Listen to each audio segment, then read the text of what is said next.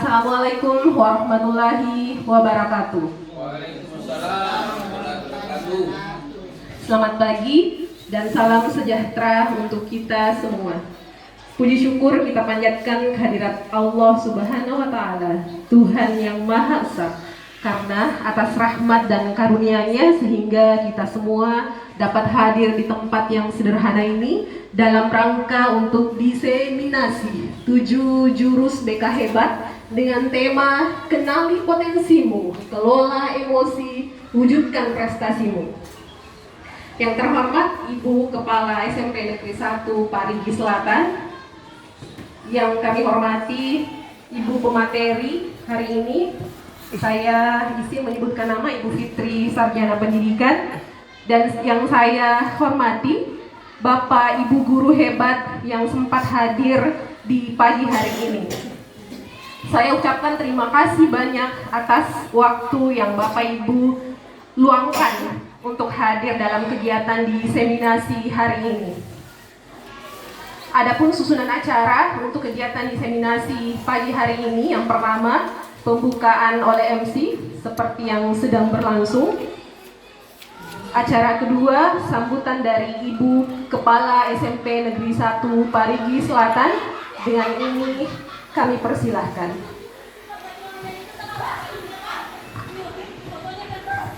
Terima kasih. Assalamualaikum warahmatullahi wabarakatuh. Selamat pagi dan salam sejahtera untuk kita semua. Alhamdulillah hari ini kita bisa berkumpul di sini untuk mendengarkan kegiatan diseminasi 7 jurus BK hebat, ya, seperti yang pernah dilakukan sebelumnya, pelatihan yang dilakukan oleh rekan kita, ya, Ibu Fitri Sarjana Pendidikan di Palu selama 4 hari. Ya. Hal itulah yang kemudian dibawa kemari sebagai oleh-oleh untuk dibagikan, di-sharing ke Bapak Ibu rekan sejawat. Semoga apa yang akan diberikan nanti bisa menjadi pelajaran buat kita, menambah ilmu kita dalam mendidik anak-anak kita yang menjadi anak-anak hebat. Selanjutnya itu saja yang perlu saya berikan. Selanjutnya saya serahkan ke MC. Terima kasih. Baik, terima kasih banyak Ibu. Acara selanjutnya, acara yang kita tunggu-tunggu bersama, pemaparan materi dalam rangka diseminasi 7 jurus BK hebat dengan tema Kenali Potensimu, Kelola Emosi, Wujudkan Prestasimu. Saya mohon aplaus yang sangat meriah untuk pemateri hebat kita, Bapak Ibu. Ibu Fitri Sarjana Pendidikan, dengan ini kami persilahkan. Luar biasa. Bismillahirrahmanirrahim. Assalamualaikum warahmatullahi wabarakatuh.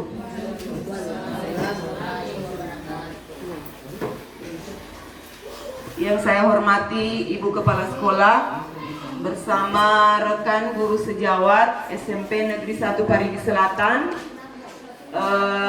Minta maaf sebelumnya, saya ini tidak memburui oleh Bapak Ibu semua karena saya tahu di sini masih ada senior-senior di atas saya.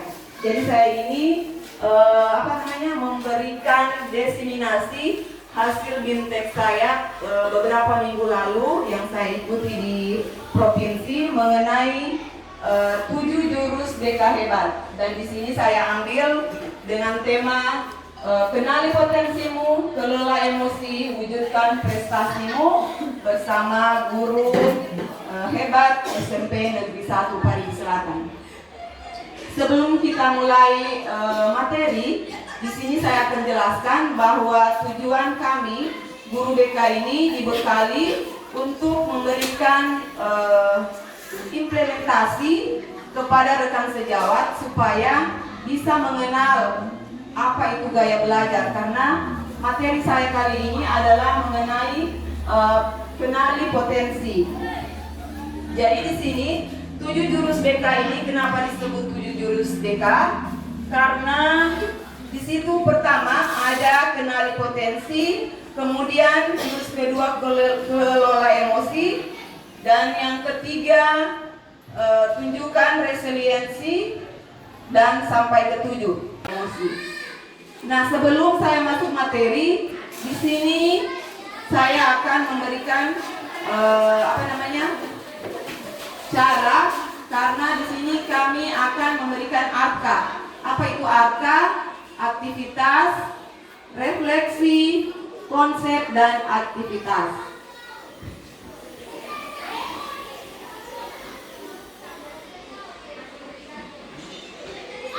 Saya akan ajarkan, yang saya berikan pada hari ini yaitu kenali potensi, kemudian gaya belajar. Gaya belajar itu sebelumnya ada 3, yaitu gaya belajar visual, kemudian auditori, dan kinestetik. Gaya belajar itu apa? Di sini yaitu cara yang paling nyaman bagi seseorang untuk menerima, mengolah, dan mengingat informasi. Kemudian, sebelum saya memasuki apa yang dimaksud dengan visual, auditori, kinestetik dari gaya belajar itu, saya minta kepada Bapak Ibu untuk membuka HP masing-masing untuk masuk di aplikasi Aku Pintar. Dan di situ kita akan ada mengisi satu link. Di situ Bapak Ibu isi, dan sebentar nanti hasilnya akan di screenshot, dan hasilnya itu Bapak Ibu tahu bahwa ini gaya belajar saya. Silakan Bapak Ibu untuk membuka aplikasi yang sudah saya kirim di grup tadi, yaitu Aku Pintar. Oke, setelah kita sudah selesai mengisi, Bapak Ibu tentunya sudah tahu apa gaya belajar masing-masing. Tentunya di sini ada mungkin yang visual. Ada yang visual tadi Bapak Ibu? Hasilnya? Ya. Ada, Bu. Coba berikan apa hasil dari visual tadi. Baik, terima kasih. Ini setelah saya melakukan survei gaya belajar dari link yang Ibu Fitri kirim tadi, hasilnya di sini nampak 60% visual, 40% kinestetik, 0 auditori. Dan di sini penjelasannya, gaya belajar kamu cenderung lebih kuat pada gaya belajar visual yang mampu menyerap informasi terkait dengan visual, warna, gambar, peta, dan diagram. Apa yang dilihat oleh mata. Artinya, bukti-bukti konkret harus diperlihatkan terlebih dahulu agar mereka paham. Gaya belajar seperti ini mengandalkan penglihatan. Terus, di sisi lain, kamu juga memiliki gaya belajar kinestetik yang akan lebih menunjang cara belajar kamu agar lebih maksimal. Jadi saya di sini ada 2, Ibu. 60% visual, 40% kinestetik, tapi masih dominan yang visual. Ya, terima kasih. Oke, terima kasih buat Ibu Eri. Berikan aplaus kepada Ibu Eri karena sudah berhasil memberikan hasil dari gaya belajarnya, yaitu visual. Kalau visual berarti belajar dengan melihat. Jadi visual itu dia banyak melihat, baru paham, oh ini yang dimaksud oleh si yang memberikan informasi itu. Nah, kita masuk pada auditori. Ada yang hasilnya tadi auditori yang menonjol? Oh, tidak ada. Berarti semua di sini auditori tidak ada. Tetapi gaya belajar dari auditori yaitu belajar dengan mendengar. Biasanya belajar dengan mendengar itu kadang belajar dia sambil dengar musik, atau dia rekam dulu suaranya di HP, baru didengarkan kembali, baru dia mengerti apa yang orang maksud. Seperti itu gaya belajar dari auditori. Kalau kinestetik, ada Bapak Ibu yang menonjol di kinestetik? Pak Widi barangkali? Oh ya, silakan Pak Aji memberikan penjelasan mengenai kinestetik. Ya, terima kasih. Jadi setelah saya isi tadi, visual 10%, auditori 40%, kinestetik 50%. Jadi saya cenderung kinestetik. Saya lihat kinestetik ini belajar dalam bergerak, praktek, dan saya suka memang bergerak. Dan karena saya juga selalu memang praktek, dan praktek itu perlu. Jadi saya kalau sudah praktek, iya teori juga perlu, tapi praktek itu supaya cepat paham. Jadi alhamdulillah, tadinya saya tidak tahu cara belajar ini masing-masing karakter. Lama sudah saya jadi guru, jadi 30 tahun. Iya, baru saya tahu, oh begini kan cara belajar saya. Dan memang ini, saya apresiasi sekali nih teman kita Bu Fitri ikut seperti begini. Dulunya kita tidak tahu bagaimana gaya belajar. Masing-masing tidak ada yang tahu bagaimana. Jadi saya sendiri sudah lama kurang lebih 30 tahun saya mengajar, baru saya tahu mungkin namanya. Seperti jadi saya mendukung sekali. Jadi alhamdulillah, jadi ini cukup memberikan motivasi kepada teman-teman sehingga teman-teman nanti cara belajarnya kepada siswa dan tahu kelemahan kita masing-masing. Jadi akan datang, oh ini yang saya perbuat sehingga anak kita menjadi sesuai program pemerintah cerdas dan pintar.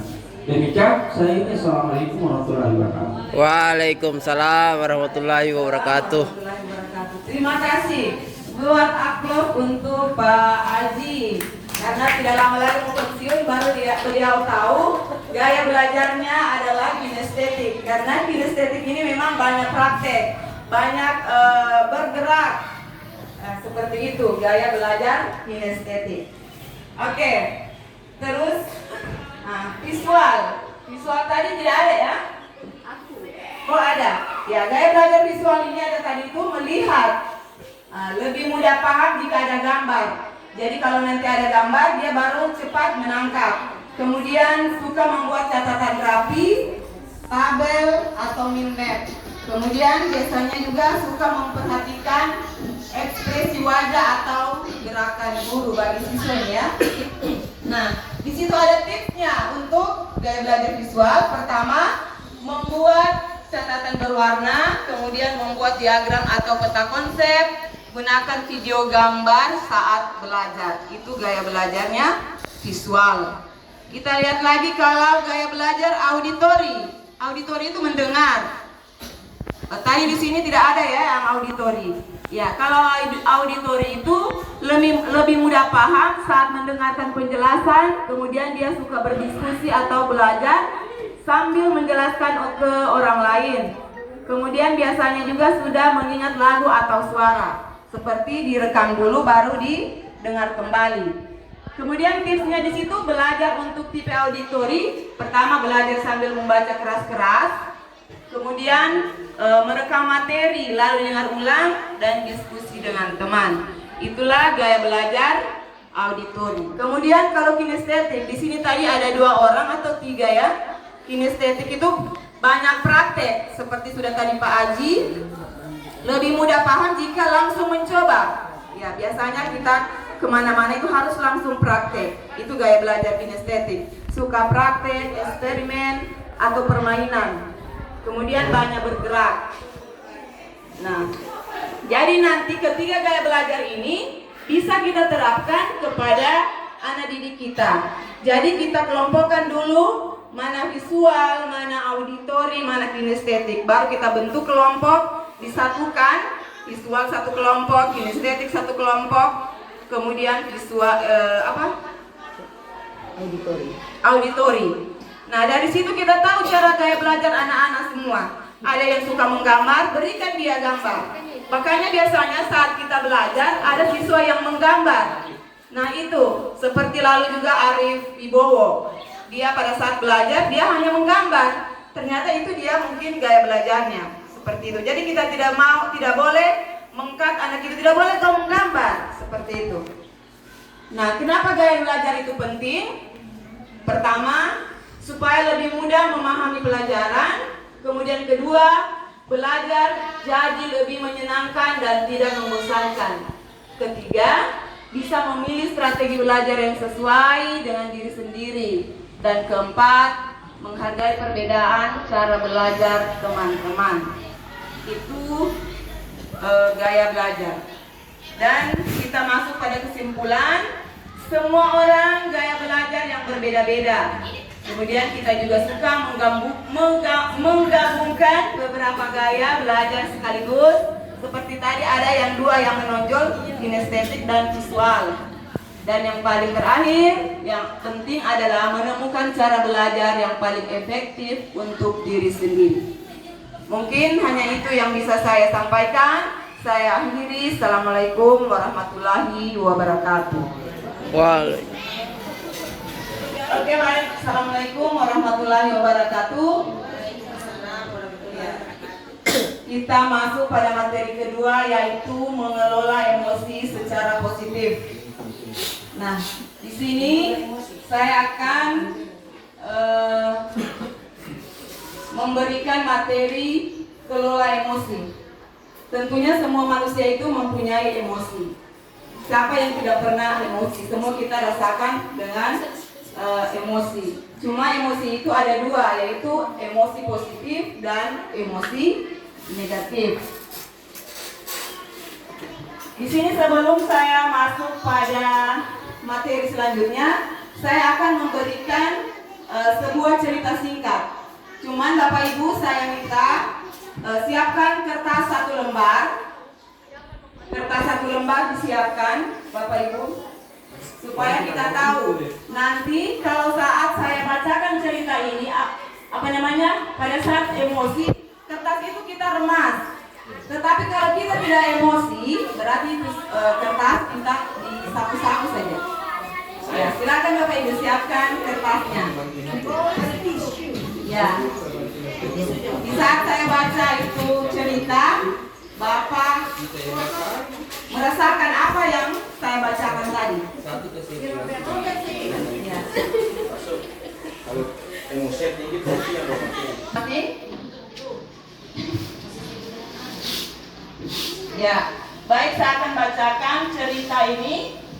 Jadi setelah saya bacakan cerita, Bapak akan mengekspresikan emosinya Bapak di kertas. Apabila saat saya bacakan ini cerita, Bapak merasa emosi, maka kertas tadi diremas. Tetapi kalau tidak timbul emosi, kertas itu disapu-sapu. Ya. Oke, baik.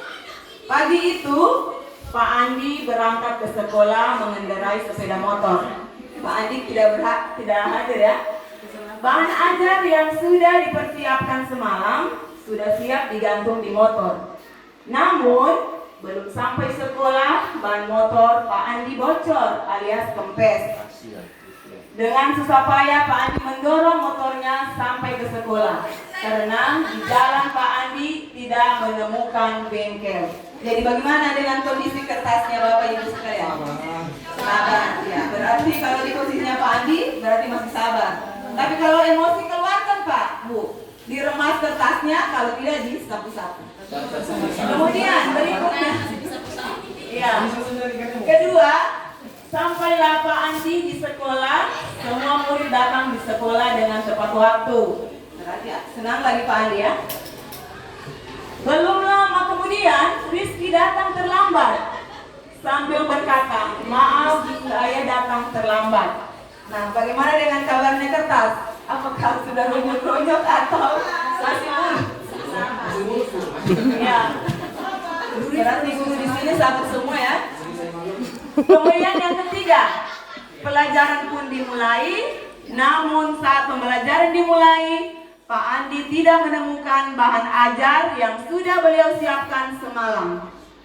Pak Andi sudah berusaha mencarinya ke sana kemari, namun tetap tidak ditemukan.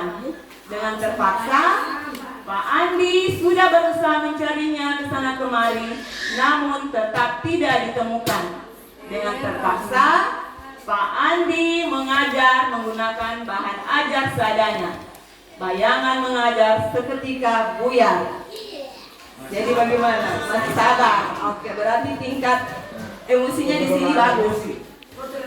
Iya, kontrol emosinya masih bagus. Kemudian yang keempat, di tengah perjalanan saat Pak Andi mengajar Rizky terlihat tidak memberikan perhatian, Saat belajar, dia menunduk di mejanya. Saat Pak Andi mendekatinya, ternyata Rizky tertidur. Berarti masih ada yang sabar? Masih sabar. Terus kita lanjut ceritanya. Tak lama kemudian, ada seorang bapak mengetuk pintu kelas. Pak Andi menghampirinya. Maaf, saya pamannya Rizky. Dia bercerita kepada Pak Andi bahwa Rizky sudah 3 malam di rumah sakit menemani ayahnya sakit.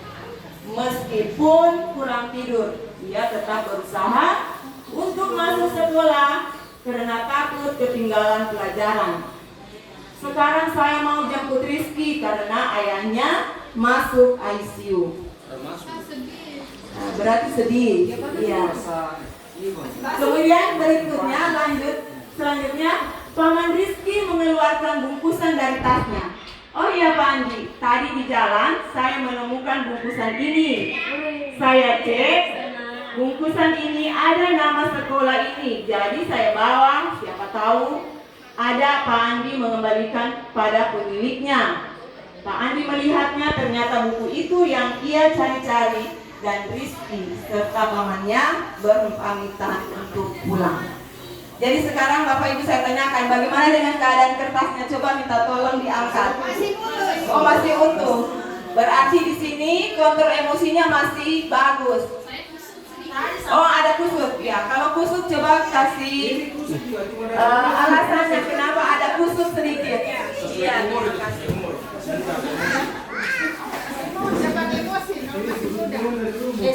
Ya, terima kasih atas kesempatan yang kedua kalinya. Setelah cerita singkat tadi Bu Fitri, kondisi kertas saya kusut sedikit. Ini mungkin faktorku juga, karena di antara Bapak Ibu hebat di sini, saya yang paling bungsu. Emosi masih ya, tapi cuma sedikit Bu. Saya emosi di bagian 3. Karena perangkat yang saya sudah siapkan dari tadi malam dan saya sudah membayangkan bagaimana serunya pembelajaran saya hari ini, tiba-tiba tidak ada. Jadi saya merasa kesal di sini Bu. Makanya 1 kali tadi taruhnya ini. Cuma 1 kali tapi Bu, seperti itu. Terima kasih.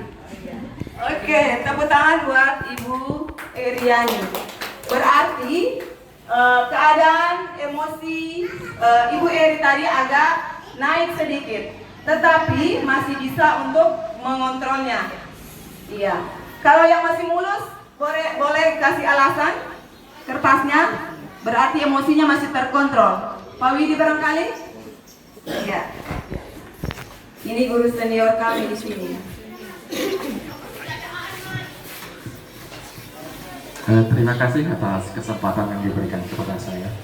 Jadi kalau kita mendengar alur cerita singkat ini, saya mengibaratkan seperti gelombang yang menguji tentang rasa emosi kita terhadap sesuatu apa yang kita dengar, yang kita lihat. Sehingga memang kalau kita lihat dari 1 sampai 6 ini, poin ini, ada beberapa poin yang memang mengingatkan kita untuk membangkitkan rasa emosi kita. Tetapi bagaimana seseorang mengendalikan rasa emosi kita itu terhadap situasi dan kondisi yang kita alami. Ya, tadi teman saya memang dari segi usianya memang muda, sehingga suatu situasi kondisi yang dihadapi dia belum begitu begitu mantap untuk mengendalikan rasa emosinya. Tetapi kalau saya secara pribadi, ya mungkin dari segi umur juga, dari segi pengalaman sedikit mungkin lebih dewasa dalam menghadapi masalah, sehingga ketika kita mendengar cerita seperti ini, yang sudah seperti biasa, sehingga rasa emosi kita itu bisa kita kendalikan. Ya, sekira demikian, terima kasih. Terima kasih. Aplaus buat Pak Widi. Karena memang kalau senior sudah banyak pengalaman memang dibanding dengan yang masih junior. Jadi kontrol emosinya itu mungkin masih tinggi dibanding dengan senior-senior kita di sekolah ini. Dan memang itu Pak, Bu, karena kalau emosi itu wajar. Kita semua sebagai manusia itu kalau emosi itu memang hal-hal yang wajar. Nah, makanya kita di sini harus mengontrol emosi kita. Jangan koreksi sebelum koneksi. Jadi kalau ada nanti siswa punya kasus seperti itu, jangan kita langsung mengkat siswa itu, kenapa kau begini, kenapa kau lambat? Nah, kita harus tanyakan dulu apa maksud dari siswa ini sampai terlambat. Mungkin orang tuanya sakit, seperti tadi yang sudah diceritakan Pak Andi yang sudah dialami oleh Rizky. Ternyata orang tuanya sudah 3 hari di rumah sakit. Jadi itu nanti bisa kita terapkan kepada siswa kita di sini. Jangan sampai di saat anak-anak itu lambat atau masalah kasus yang lain, kita langsung memarahi siswa tersebut. Kita pelan-pelan tahan emosinya kita, tarik nafas dalam-dalam, istighfar. Ya kalau yang beragama Muslim, beragama Islam. Kemudian kita tanyakan apa maksud sampai dia terlambat, kenapa sampai berbuat begini. Dan memang kita sebagai guru sekarang itu sudah reputasinya itu seakan-akan kayak turun dengan berbagai macam kasus di luar sana yang sudah viral seperti ini. Jadi kita ini membentengi diri kita dengan iman masing-masing. Bagaimana cara kita untuk mengelola emosi, jangan sampai terjadi hal-hal yang tidak kita inginkan. Itu mungkin cerita singkat yang dialami oleh Pak Andi dan Rizky. Nah, memang apa itu emosi?